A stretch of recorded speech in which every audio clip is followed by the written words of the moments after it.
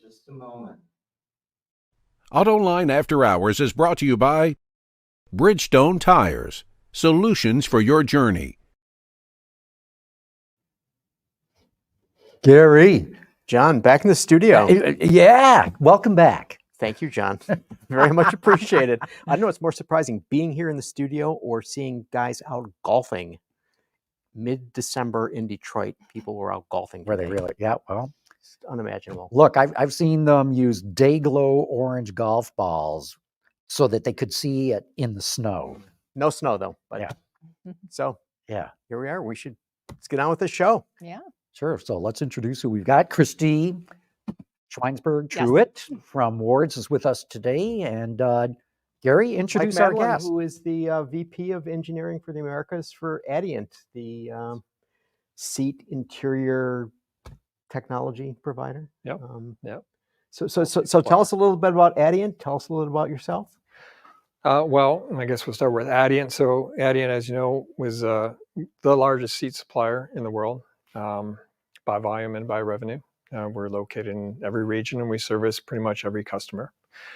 We're purely seats and we're vertically integrated in foam and trim and structures and then in seat complete. And so we like to partner with our OEM customers in development as far up in advance and in front as possible. Mm-hmm.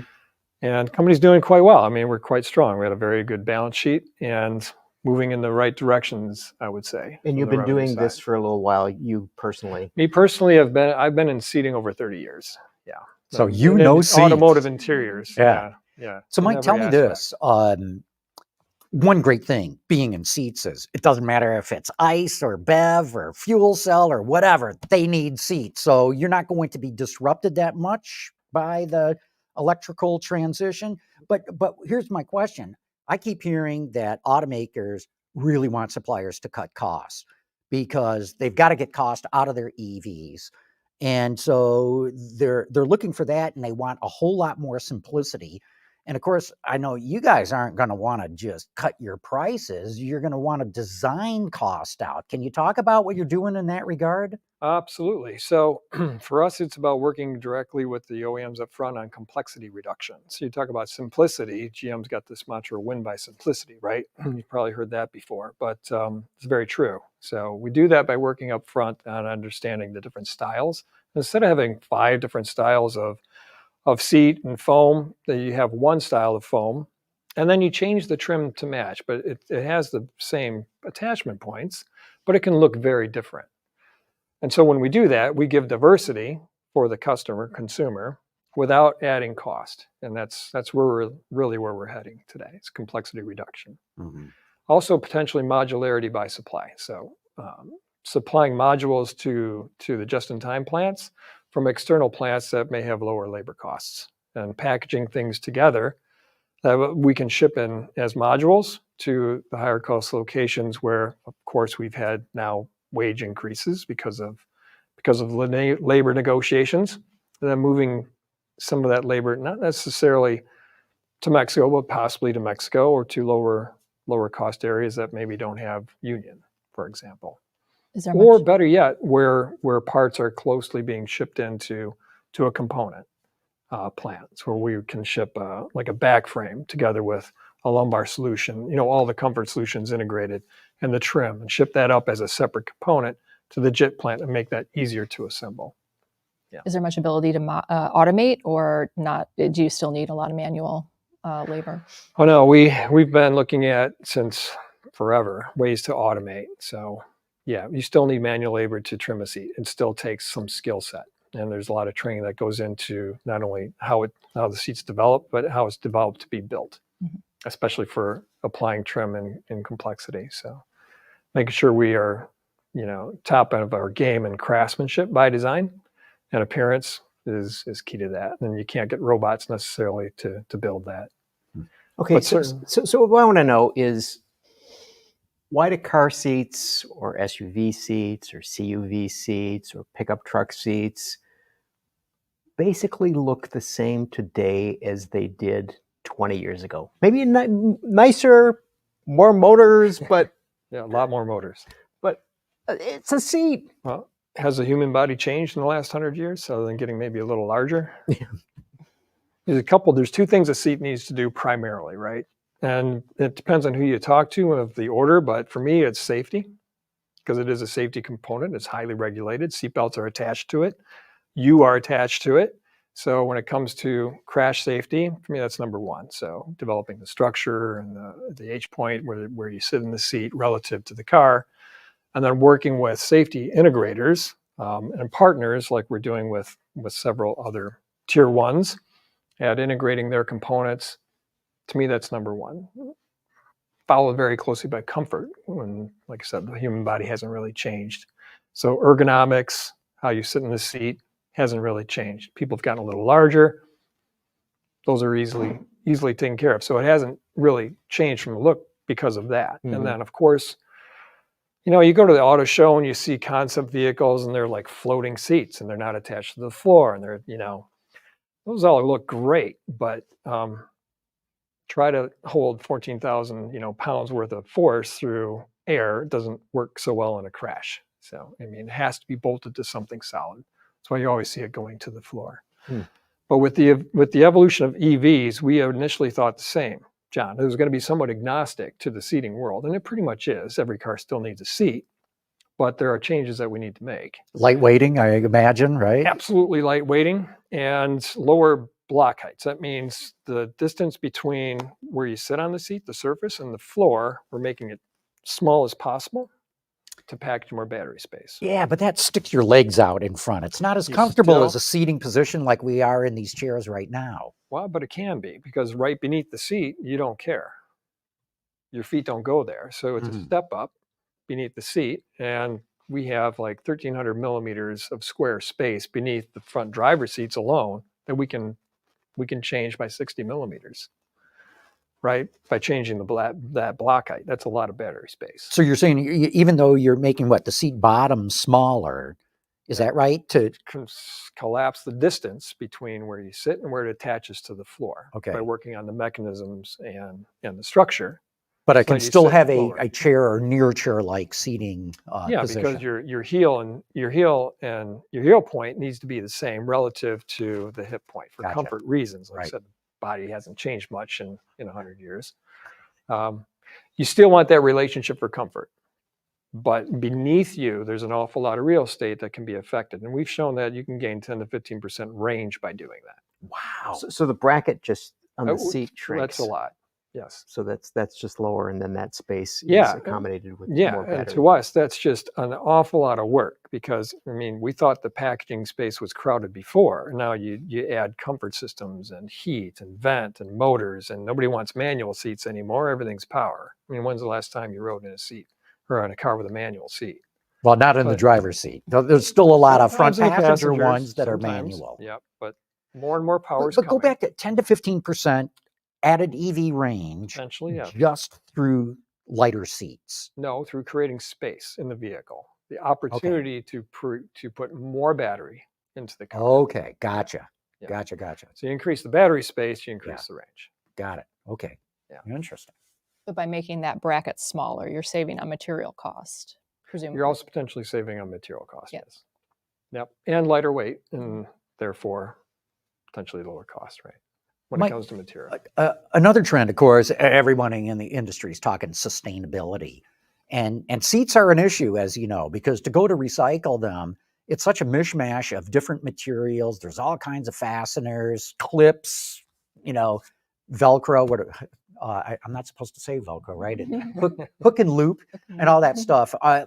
Are you working along these lines to make seats more recyclable? Yes, we started the sustainability design for sustainability trend 4 years ago, and starting with the OEMs, working in Europe with foam, because foam in a seat as a chemical supply is one of the most, one of the largest contributors to greenhouse gases in the seat. It turns out, after studying this for some time, it's really the steel. Steel is the number one contributor in a seat to greenhouse gases because of the way steel is produced. So we're talking about scope 1 and scope 2 greenhouse gases. But as those, we call it green steel now, where the steel mills themselves are converting over to alternative energies like induction heating instead of using coal-fired or gas-fired. So as they convert, then the greenhouse gases in the steel goes down, and then we can reduce the amount of greenhouse gas going. Are they charging you more for the green steel? Yeah. What a surprise. Certainly. Dang, it doesn't come for free. There are very, very few sustainability options today that don't cost more money. Some of those that we are able to offset are with plastics. So there are different plastic materials that have different greenhouse gas ratings that we can swap. That helps quite a bit because that's neutral. In fact, it can be a VAV in some cases. So you're speaking of the foam. I remember some years ago, Ford was doing some research on using soy foam. Oh yeah, thing. soy foam's been around since the 90s. Does anybody use that, or is Absolutely, it's in the Ford spec actually. Really? Ford, yeah. We provide an awful lot of Ford foam, and it has soy-based polyols and isocyanates in it. Yeah. And that's better for the CO2 emissions? It is. It's better for it is better for CO2. They think of it as recyclable, right? It's a recyclable or recycled product or reuse product that's put into the foam, being soy-based, right? It seems like with a lot of sustainable materials that you're using a very small amount, like 2 to 3%. Is there opportunity to raise that up so that there's higher plant-based content or recycled content? Yeah. So when you take the foam example, the soy blends that are out there today are between 3 to 5%. We're going to raise that to 8 to 10%. Okay. But then it limits out based on the chemical interaction and how you derive the chemicals. From there, we're going to other sources of chemicals, not the chemicals for polyols and isocyanates themselves, but their providers, to get credits on how the material is produced again and where it's coming from. So you think of the oil, it's an oil base, it's a petroleum based system. But if I use recycled motor oil for the base of my product, or if I use vegetable oil or cooking oil that's been used before, I get the recycling credits because it's recycling something that's already been used once. And if I'm using that to produce foam and seats, it just takes carbon out of the atmosphere because I'm not burning that oil. I'm reusing it as an alternative. So it's like a credit, but it's really actually taking greenhouse gases out of the. Holy moly. How do you keep track of all that stuff? That's got to be a nightmare. You asked me this 4 years ago, I wouldn't have no clue. But it's just that much more research that we've had to do with our supplier partners to understand how to actually execute. And I'm sure you got to use like blockchain or something like that to make sure that it's, use blockchain as a tracking mechanism to make sure that, they're not taking, vats of French fry fat out of a McDonald's and throwing it into the mix. Right. Yeah. So, but that creates another market for other suppliers to get into the game, recycling. Of course, it's huge in Europe, right? Mm-hmm. So when you talk about tracking how much sustainability is going into a seat, Europe is leading the charge because of regulation and social pressures, right, et cetera. So we've created our own tracking tool in the bill of material to understand how much carbon goes into the seat, coming from the supply base all the way down to the base materials. So that's scope 1, 2, and 3, and how it adds up into the carbon footprint of the seat. And now we're starting to see requests from the customers to track that for them. So that's another avenue for us to do something for our customers to make sure we understand how much carbon content's in the seat through the whole bill of material. So in your career, you actually worked in Europe. What is your sense of the difference in terms of environment sustainability thinking there versus here? And of course, you've also had exposure to Asia. So yeah, I did. Well, we lived in Europe twice for a total of 8.5 years. So yeah, it was very different from that sustainability aspect and from recycling. We had 6 trash cans in Germany. There's that many different types of recycling that we had to keep track of, and brown bottles and clear bottles. And my son loved it because we would go to the recycling center and I'd allow him to just throw the bottles against the back wall and smash them. And it was the best thing. He said, "Can I really do this? Is that okay?" I want to do that. He had a ball. Yeah. So definitely very different, from that aspect. much more focused on the social aspects, and that's what I was mentioning. Mm-hmm. It's socially unacceptable not to do it there. Not only is it regulated, but it's just really looked down upon. Living in Germany, people wouldn't think to not recycle. Mm-hmm. It's like here, it's like, passe. Yeah, no, drive anywhere in Germany, certainly, but other European countries, you don't see trash on the side of the road. You don't see trash on the sidewalk. I mean, there's much more of a consciousness of keeping everything Right. nice and clean. Yeah. And in Asia is, it depends where in Asia, but Asia's definitely less conscious than Europe. Mm-hmm. Although, depending on the country, Japan very much so conscious of it. China not so much. But they're turning around, right? Because they feel the social pressure as well to be sustainable. I mean, if you look at Hyundai Kia, they're probably one of the leaders in at least marketing and advertising what they're doing for sustainability in seats. If you look at, what they're doing, how much they're doing is, it varies, but that's what they want to portray. Mm-hmm. Another trend that we're seeing from automakers is what they call vegan interiors, i.e. no leather. Well, talk about that a bit. Vegan drives me nuts. Vegan leather, it's an oxymoron. It is. It makes no sense. No. There's no such thing. But you instantly understand what it means. You get it, right? I mean, sure. But essentially, it's alternatives to leather. Leather we see going out of the market fairly quickly for a number of reasons. Cost, certainly. Weight? Not so much weight. That's not as much of a driver. It can be depending on the thickness, but that's, really down to the specification. The thickness of leather is, anywhere between 0.8 and 1.1 millimeters. And vinyl's about the same. Vinyl can be less for PVCs or polyurethanes as they come in a rolled good, either way. But no, more it's cost and sustainability. I think it might be design too, or at least I've had designers tell me that leather or even leather looking is becoming sort of passe, that rich fabrics, nice hands from the fabrics is, at least in the premium luxury segment, is becoming more the thing. Oh. Do you see that at all? John, I mean, if you look at leather, does it really look like leather? I mean, if I showed you a piece of leather and a piece of polyurethane and a piece of vinyl, could I tell the difference? Probably not. No, I don't. And not even from the smell.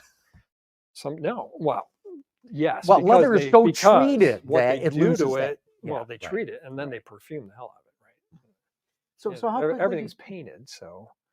So if it were true leather and you showed the blemishes and you did that as a styling theme, yeah, absolutely. You'd see that in a rough truck. Would be pretty cool, right? But how quickly do you see this happening? I mean, this is extraordinary. I mean, it's happening on pretty much every BEV we see is reductions in leather, and what we're doing in current production is taking leather content down for VAV because it's becoming, a sustainability opportunity. Because when we started this, leather was like 120 kilograms of carbon per weight as compared to a PVC at 25 to 30. So there's a huge disparity. That quickly dropped in leather because they changed, chemical treatments down to about 70. But still, there's a huge opportunity when you think of it from a sustainability. Who would have ever thought polyvinyl chloride would know. have less emissions than leather? And I would rather put less of that. I'm a bit of an environmentalist. I don't want to use plastics if I don't have to. It'd be nice to be able to use vegan or green leather, but it just isn't that green yet. We'll see what happens in the future. But other materials will be coming, more cloths, more plant-based materials, going into face fabrics, maybe into vinyls. Just it's an oil-based product as well. So the same thing I described on foam can happen to vinyls and urethanes. So using a plant-based oil rather than using a petroleum-based oil. Plant-based or recycled product that I can put into the polyurethane or into the vinyl as an alternative. And in one of my previous companies, we figured out how to recycle it and put it back into the product. So there's more you can do. You can recycle leather. There are companies that do that. It costs a bit more, but it's possible. But in terms of these alternative materials, I mean, presumably it takes a long time for you to validate them in order to get them put in a production vehicle? It does. It takes about the same amount of time as coming up with a new polyvinyl, but there are issues that we're seeing. I'll give you 2 examples. So one OEM, we just implemented a polyurethane that was recycled grade polyurethane as a face fabric or as a face vinyl. And on the rear seats, when you fold them down, the seat belts are in between. It takes a set. I mean, it really takes a set versus the old product. When you fold the seat up, you got a big indentation in your seat from the seat belt indenting, and it stays over time. Typically with a normal vinyl, it goes away with heat. You park your car out in the sun, it gets hot, and everything just kind of smooths out, but it doesn't with this product. So there's some issues that we've discovered that we have to resolve. Same with a carpet that we're putting in kind of last minute into production to replace an existing construction. It's 40% PET, so polyethylene is your friend when it comes to sustainability. It's used like everywhere. We're really turning to polyethylenes as like recycled pop bottles, basically. Especially if you can fish them out of the ocean. Wherever you get it, yep. But it's more boardy, so it doesn't trim as well. It's fine for the back of a flat second row seat or a load floor, but on a formed seat, it's a little more difficult. So just challenges that we have to overcome. To your point about texture, John, that reminded me of wool, which I think Volvo is getting into. What are the prospects for wool seating? We've seen some fabrics coming out for wool that stylists want to use. I personally haven't put one into production yet. Okay. Of the news. But I think Christie's right. I think Volvo is, wasn't it with the XC30? The XC30 they were talking about Yeah. that, because it can be pretty rugged and still have a nice hand. Mhm. Yeah, I do enjoy a textured feel. So the person you talk to might be onto something. Yeah. Right. But isn't there the challenge? I mean, okay, take a material like wool. I mean, that people are keeping their cars for 12 years. I mean, does wool hold up for a long period of time, or are the alternatives? Well, let's say whatever wool construction they come up with, they're not going to change the requirements, the specifications that it needs to meet. So that will go through the barrage of testing to make sure that whatever they release as a construction of that material, using wool as a fiber. Right. It may not say 100% wool on the seat I think tag. it's a blend. I think the one I'm thinking of that Volvo's using is a yeah. blend of synthetic and wool. Yeah. Nice. It's an interesting look. It's No, I personally, and I always have, prefer a cloth seat in a car to a leather seat or leather fake, whatever. But Mike, one thing I wanted to ask you about, Tesla doing interesting things. Seats, console, carpeting mounted on the top of the battery. So when the battery gets put in the car, part of the interior goes in. What are automakers asking you for in ways of trying to simplify the assembly process, especially vis-a-vis EVs, where they've desperately got to get cost out of the car?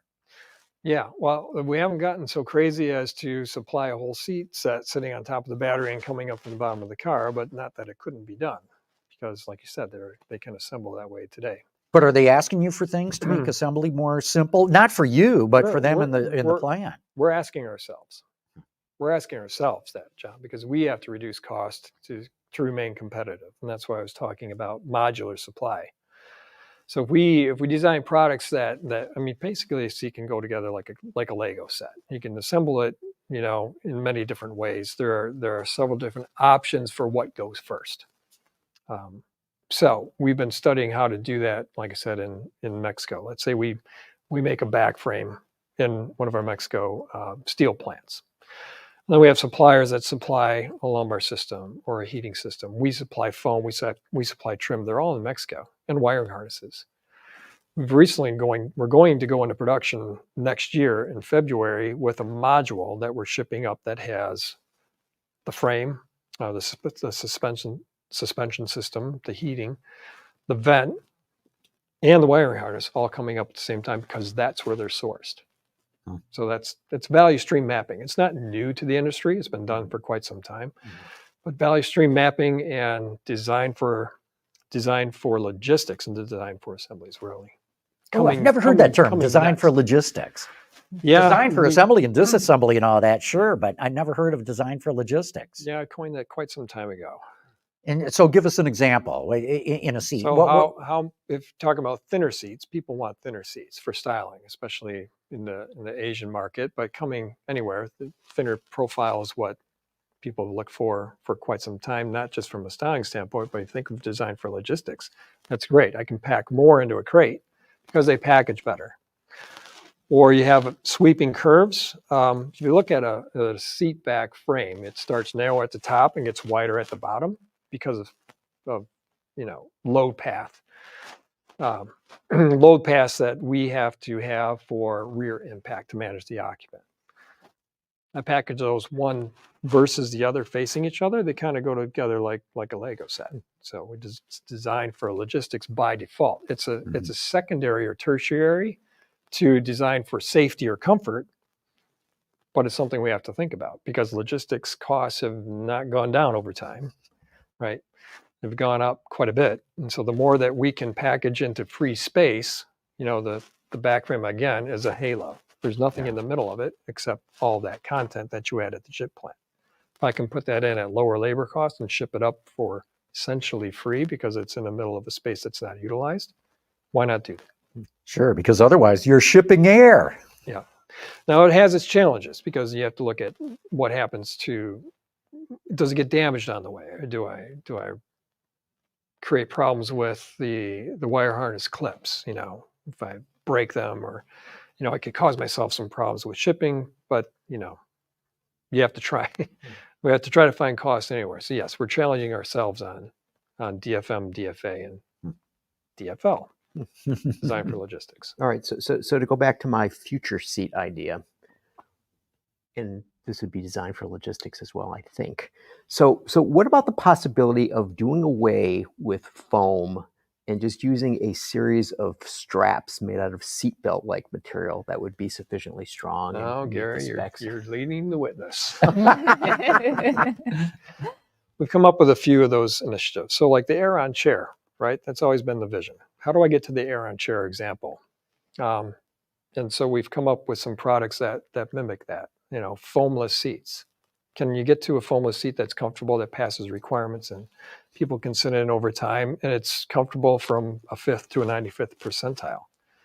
And yeah, it's possible. So, and it's not using new things. It's using things that have been around since the 90s, with, again, recycled material that's now, let's say, upgraded since it was used the first time. So Will the public re-engineered. Will the public accept that? I don't know. Why not? Comfortable. It's I comfortable. guess You put it in an advanced-looking car. I mean, it'd be perfect. It depends how you market it. Half. Yeah, I guess I would know. But because what you're saying stylists there, love it. Stylists have been looking for it for ages. Oh, How do interesting. I had a stylist come to me 6 months ago and said, I want a see-through seat. I want it to be like invisible to the people. I just want the halo and I want people to see through it because I want space in the interior. I want to open it up.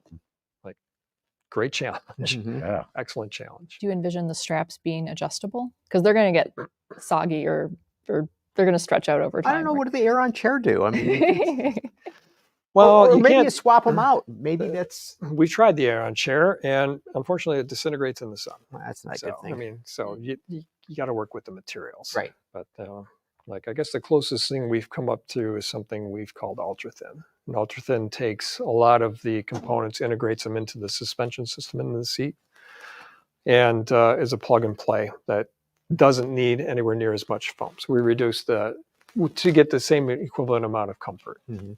So we define a suspension system that uses about 20 millimeters of foam.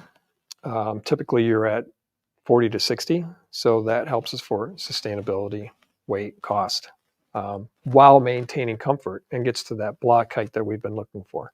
It was one of the developments that came out of the EV craze, and how do I create that space to put more battery into the floor? So you're just talking about my future seat. So you're gonna get there, and it's gonna have all these benefits. Yeah. And it'll look very cool. Yeah, and it'll have speakers right next to your ears instead of out in the peripheries, and you'll have a microphone that you can talk and be independent of anybody else in the car. Anybody can listen to whatever they want, and it costs less because the speakers are smaller. They're located right where you need them. There's no interference with any of the other speakers talking to each other, and it has noise cancellation capabilities. So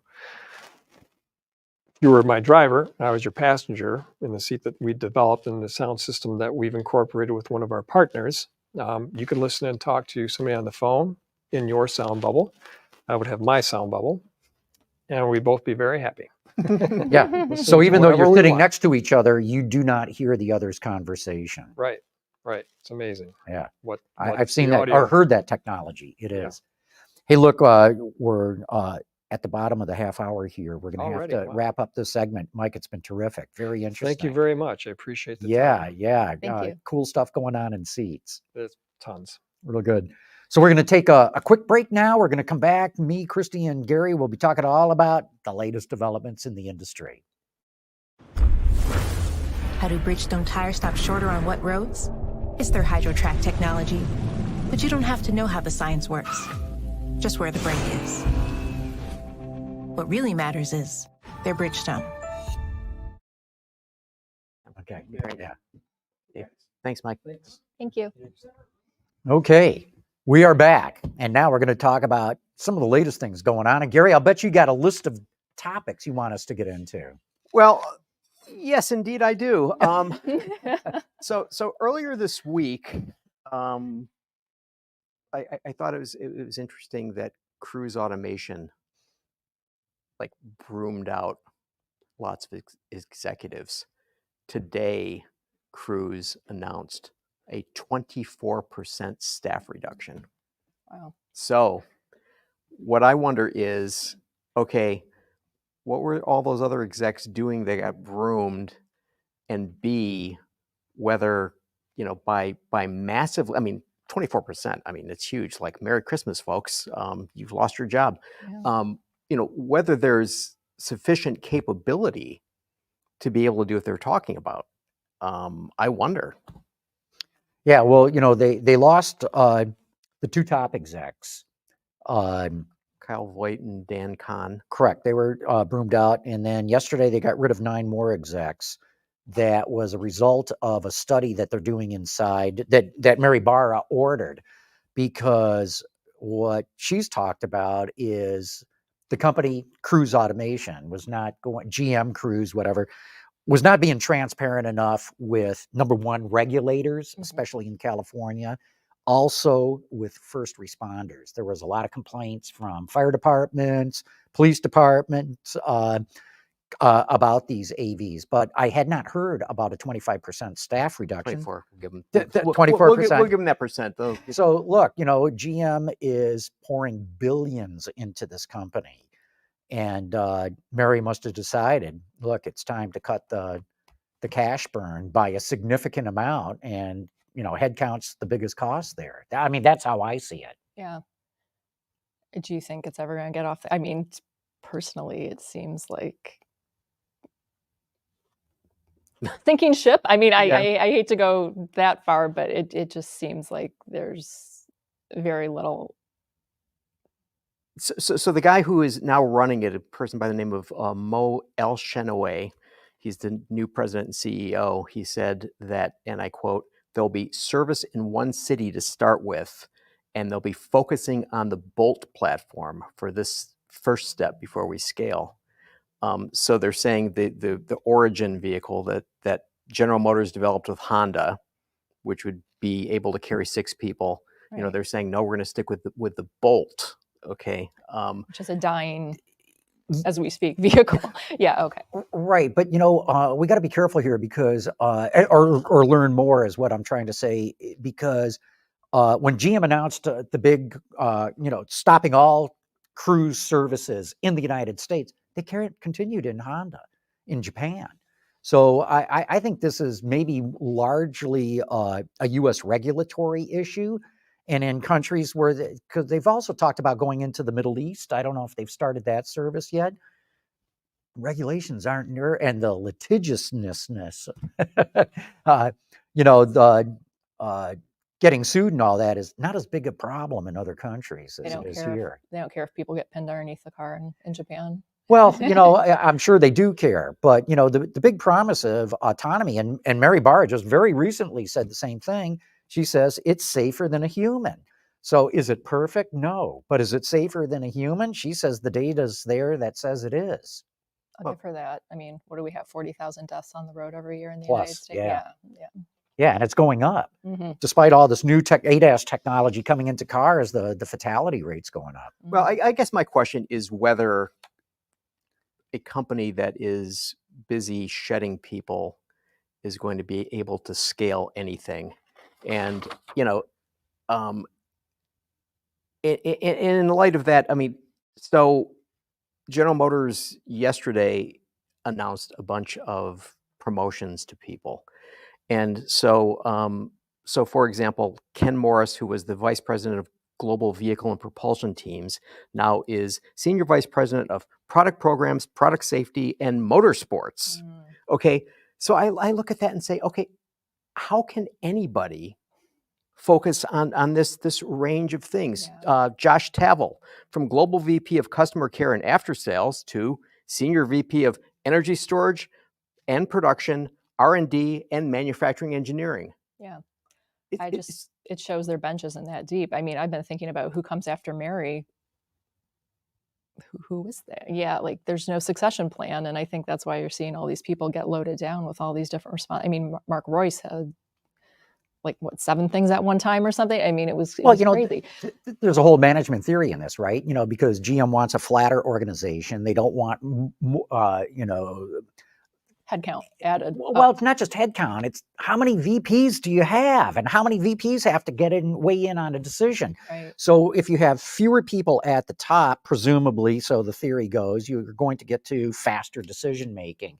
And of course, no, a Josh Tavel can't do all these 3 things and manage it. So you force decision making, so the theory goes, deeper into the organization. And that's how they're doing it. I mean, that's how they think they're going to do it. That's how they think they're going to do it. That's right. We're not seeing them scale very well, you know, in anything of late. So I would be a little cautious about. No, look, I mean, this is a serious setback for Cruise. The good news in my book, because I'm a big proponent of autonomy, is that she didn't just axe the whole thing. And who knows? I mean, there's rumors out there that this is next year will be Mary's last year as CEO. I don't know as that I buy into it, but that's the scuttlebutt that's out there. And a new CEO might just say, hey, look, you know, we're burning through $2 billion a year with no return. I'm just going to cut this right now. So Christie, another thing, General Motors is foregoing CarPlay in Android Auto for its own system. They talked to Motor Trend about this, and they're trying to, you know, rationalize why they're up to doing this. And you know, one of the things that they say is, you know, that there's a problem in terms of poor connectivity, and this takes people's eyes off the road and onto their thing. What do you think is going on here? I think it's all about money. It's all about that subscription revenue and getting visibility on customer data. And if people are connecting to the cloud, what have you, with their phone, and they're not utilizing your systems, then you don't have a business, you know? So in that respect, it's a smart decision, but it's going to be painful, because I think there are a lot of people who are just going to write a GM vehicle off their list because they've become so conditioned to Apple CarPlay and to a lesser extent Android Auto, and just getting in and plugging in and not even interacting with the native system. And to be quite honest, I mean, automakers haven't been doing a great job with the native infotainment systems. But yeah, I think it's all about the money. Yes, it can be a safety issue, but the times I've had issues with CarPlay, it's when I've been sitting there and trying to get it to work. It's not when it's been working, and I've never had it work and then die as I'm driving. You know, it's more about that initial hookup. And that initial hookup is usually a problem with the car, not with with your phone. Right. But they're saying they're getting hit in JD Power, Consumer Reports, people are, blaming them, but they're saying it's not our fault. It's Apple's fault, or it's Google's fault. Well, look, I think you hit the nail on the head. They don't want to pay licensing fees to Apple or Android for these systems. The only thing is, whatever they come up with, and I haven't experienced it yet, maybe because it's not even done, it better be good. Because to your point, people are going to go, this is crap if it's not, and I want my Apple or Android back. Yeah. And to be clear, I mean, Apple with next generation CarPlay wants to take over all the screens. They want the cluster screen. Some automakers have announced they're good. They're good with that. They're going with it. Yeah. I can't remember who off the top of my head. Renault? I'm not sure. Yeah. But I mean, okay, so you spend a lot of time in a lot of vehicles looking at interfaces and infotainment systems and so on. Okay, do you buy the deficiencies that General Motors claims exist in CarPlay and Android Auto? I mean, I find it rather ironic that the system that they're launching is based on Google. So I mean, it's just like. I mean, personally, I've not had that many issues with CarPlay. I'm not a big CarPlay user. I don't drive that much. Even when I would go to the office, my office was nearby. I don't do a lot of long road trips, so I'm probably the wrong person to ask. But again, it's the initial hookup that if I've ever had an issue, it's been just getting it to work the first time. It's not that it's been wonky as I'm driving and all of a sudden it stops working and then I'm fiddling with it. I will say, you're locked out of some feed. Like, okay, so I use Google Maps. If I connect CarPlay, or if I connect with CarPlay and I want to use Google Maps on the head unit, you can't even at like a red light, you can't get into some of the deeper functionality if you want to make a change. So then I've had instances where, yes, I do pick up my phone and do what I need to do because it's the system, the CarPlay, Google Maps via CarPlay is locking me out. But again, I think it's all about this grand plan that they have, and really every other automaker has, to get this ongoing revenue via subscriptions and services and features. Right. They don't want to pay licensing fees. They don't want the tech co's to be collecting all the data. They want to collect it. Right. And so they can sell the data, because that's right, a huge part of their projections of billions of dollars. Right. Well, according to Motor Trend, GM alone is hoping to make as much as $25 billion per year just off subscriptions by 2030. So big money. Well, look, I'm a cheapskate. I don't even pay for Sirius Radio because I've got so many other alternatives that I can get mainly through my phone in the car. Right. And GM has said, I think they threw out a figure a couple of years ago that they think people will pay another $125 a month for different services. That's crazy. At the upper end of the market, the premium end, Maybe, of course, maybe, because a lot of people come in and say, whatever, just give me everything. But I think unless these services are extremely compelling, most people are going to say, forget it. I'm not paying for it. So I thought it was interesting. So this an update to the Motor Trend story as of yesterday. Okay, so this is fresh. After the story was published, GM contacted us with the following statement, quote, "We wanted to reach out to clarify that comments about GM's position on phone projection were misrepresented and to reinforce our valued partnerships with Apple and Google and each company's commitment to driver safety. GM's embedded infotainment strategy is driven by the benefits of having a system that allows for greater integration with the larger GM ecosystem and vehicles." Oh, yeah. The lawyers wrote that one Well, because they got calls from the Apple lawyers and the Google lawyers and what do you mean our system's not safe? Hello, you better put a statement out. Well, but I mean, I wonder about, in Christie, you were mentioning this before. I mean, I've had people say to me, does that car offer CarPlay? And I no, and they're like, well, I'm not buying it. And I mean, so I wonder if there's a greater affinity to someone living within the Apple ecosystem to say, I want this, versus, making the switch to General Motors. And so maybe Ford comes out on top on this deal. Yeah. Maybe Ford has said all along, nope, we're keeping them. Our customers love, Apple and Android, CarPlay and Android Auto. So yeah. Yeah. Well, Toyota was a holdout for a really long time, and they eventually had to join the chorus. But I think this is GM trying to go back to get out of that issue of Apple owning the data, having visibility on the customer. All right. So one more thing about General Motors before I stop beating Harping them. on General Motors. So They're in the news a lot lately. You can't help it. So okay, this is their new naming regime for Cadillac. Okay, and so today they announced that they're coming out with the Cadillac Optique. This is a vehicle that will come in below the Cadillac Lyriq. And a couple weeks back, they introduced or announced that they'd have the Cadillac Vistique.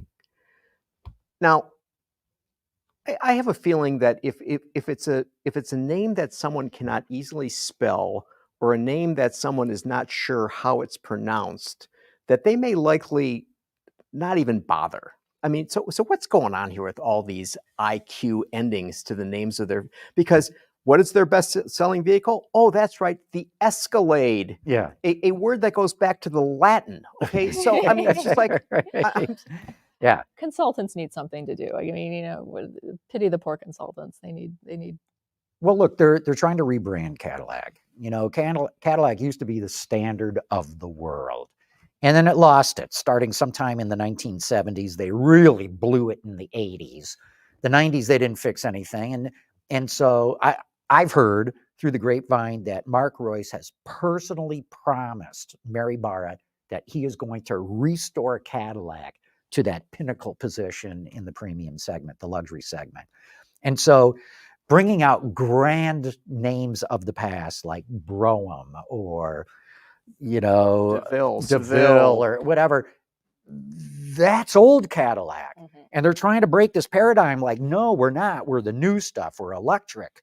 And so electric ends in an ick, and now every Cadillac ends in an ick.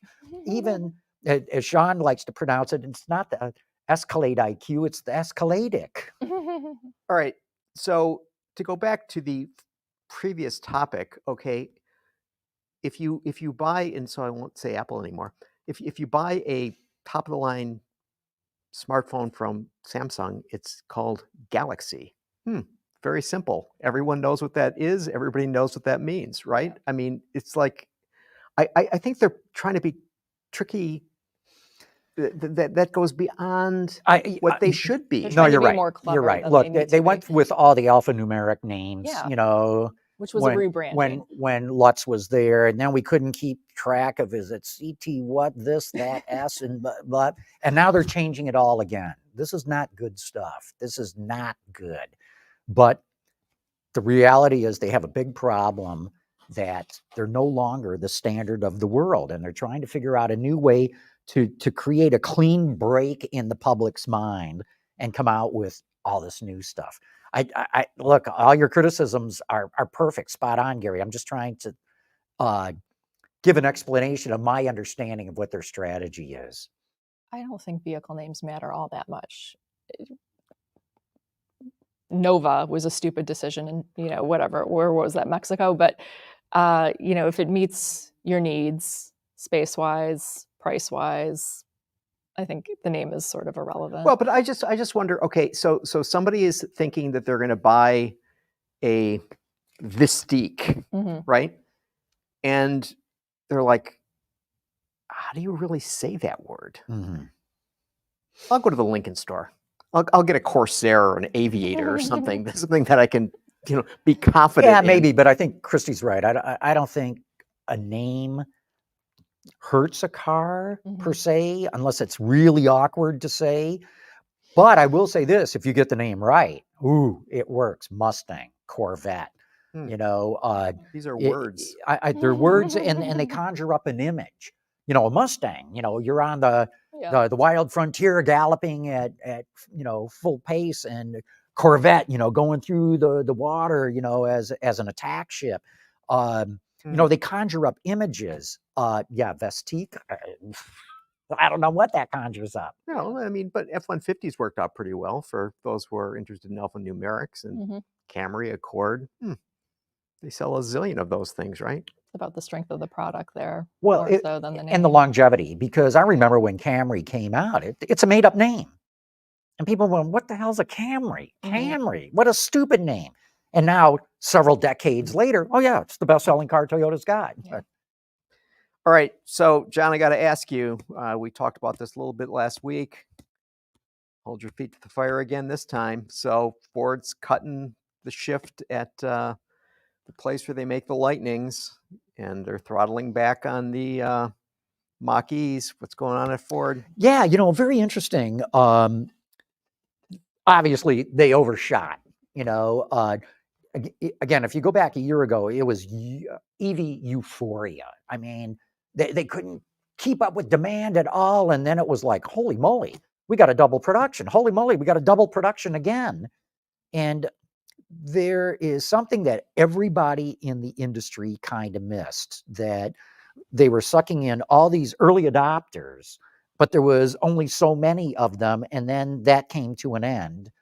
And I believe more people will come back into the market, but we need a lot more EVs in a lot more different segments at a lot more different price points from a lot more different brands. And somehow all these marketers missed this because it's caught all of them unawares. And if I were in marketing, I would say, look, we need to have a meeting. How did we possibly miss this? Where did we go wrong? What are the lessons that we got to learn from this? Because we don't want to repeat this going forward with other EV programs. Name it Vistique. No, go. You're I don't know. I mean, 3 years ago, I think we were all at, I don't want to say that name again because we've been beating on them, but we were at an event with a certain automaker who announced certain projections. And we thought, these are really high numbers. You've only sold this many, and you want to sell this many in a few years? I mean, I think the writing's been on the wall. I mean, so you think they thought the early adopter group was a much bigger group than it actually is? Remember, they look at Tesla and they're like, oh my God, he's got 1 million orders, reservations for the Cybertruck. And Ford was saying, we got 250,000 people interested in the Lightning. Before they knew how much it cost. And before they knew how much it cost. Well, Ford told them it was going to be 40 grand to start with. And then it landed in the market 20 grand above that. Yeah. And so there was all that. But somehow they all thought that, Tesla's going to go through production hell. We're not going to go through production hell. And they all are going through production hell. And now it's like, oh, we have all these EV orders. And now all of a sudden it's like, oh no, we don't have enough EV orders. So they haven't cracked the code of understanding this segment yet.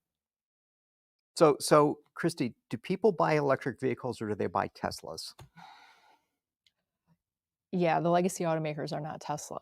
I mean, if that was their expectation, that just because Tesla's a big success with EVs, they're going to be a big success. If you build it, they won't come. That was totally the wrong presumption. People buy Teslas. Yeah. Which isn't to say there aren't great EVs out there from legacy automakers, because there are.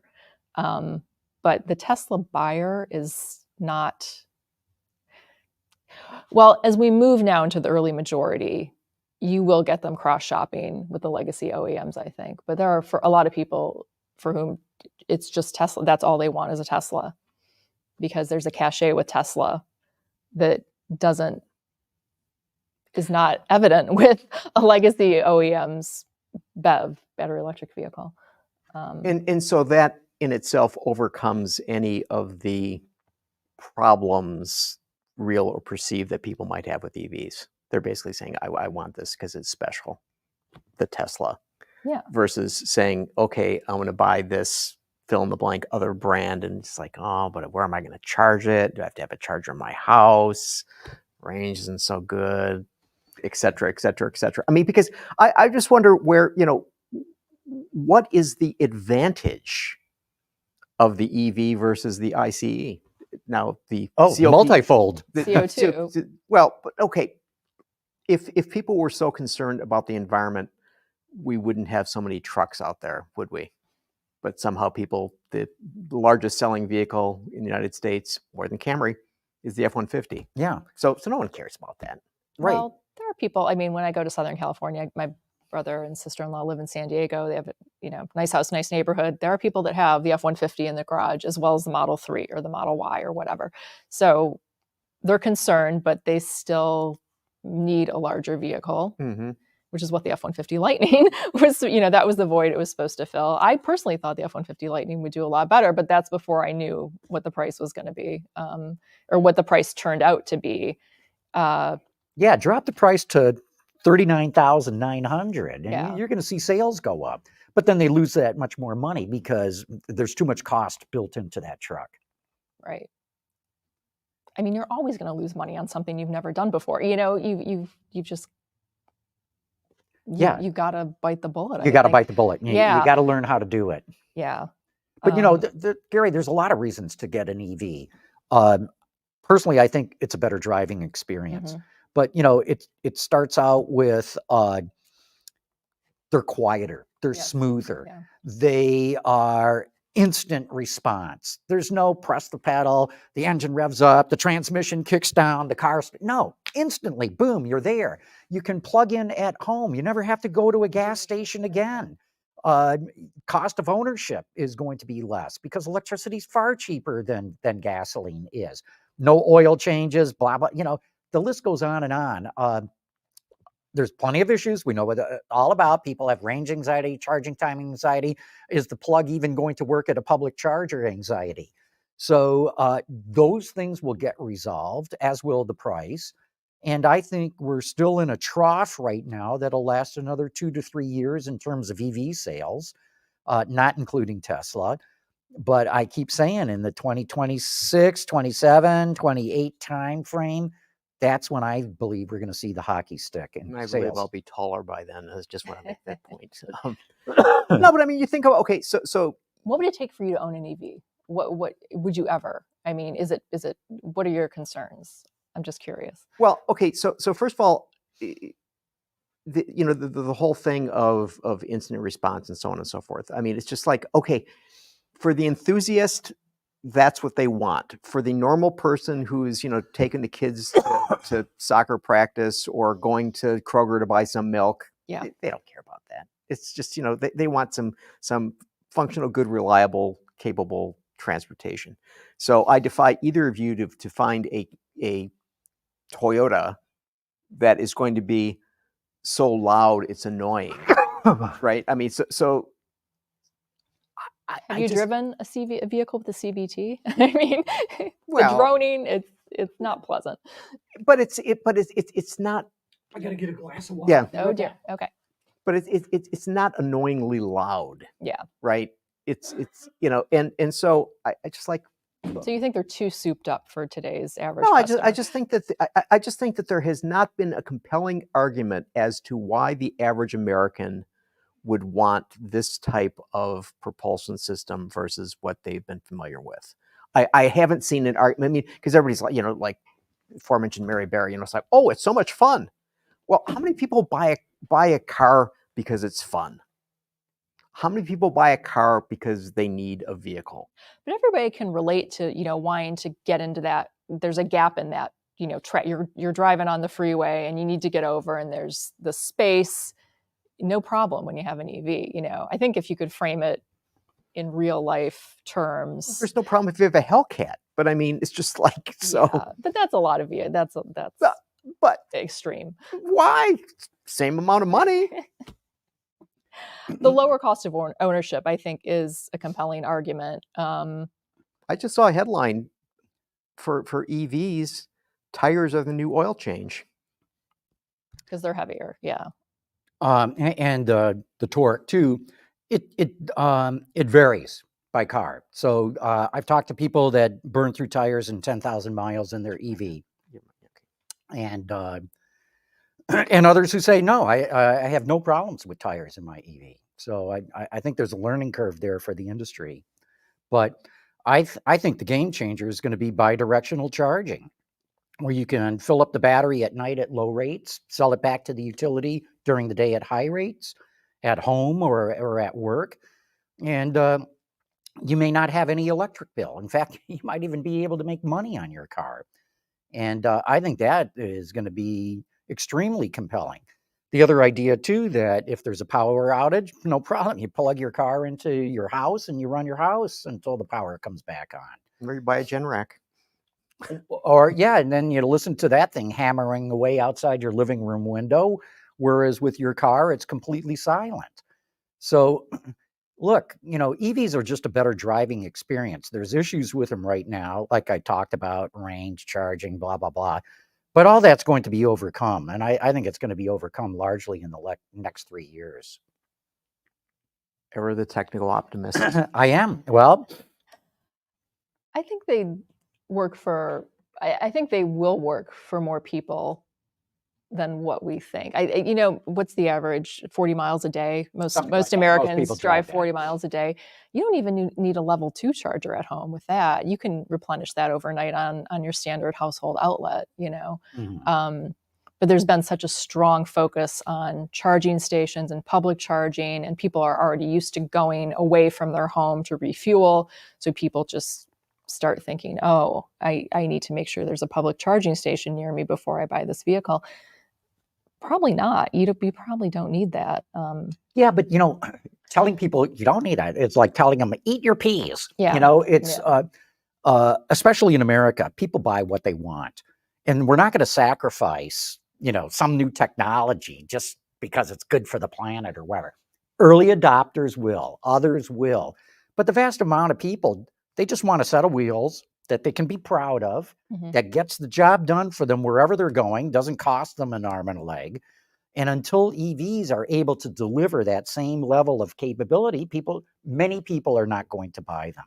Okay, so given that, and given the amount of money that the domestic OEMs are shoveling into, All of them, not just the domestics. Well, okay, so give everybody. I mean, it's just like, is this sustainable for them as businesses, or will there be some companies that are going to be left, dare I say, the side of the road? Yeah, yeah, no, some are not going to make it. But, look, as we've talked about on the show before, the only reason we got these things in the United States, EVs I'm talking about, is that a solid majority of Americans believe that climate change is a problem and that something's got to be done about it. And this is some of the things that's getting done about it.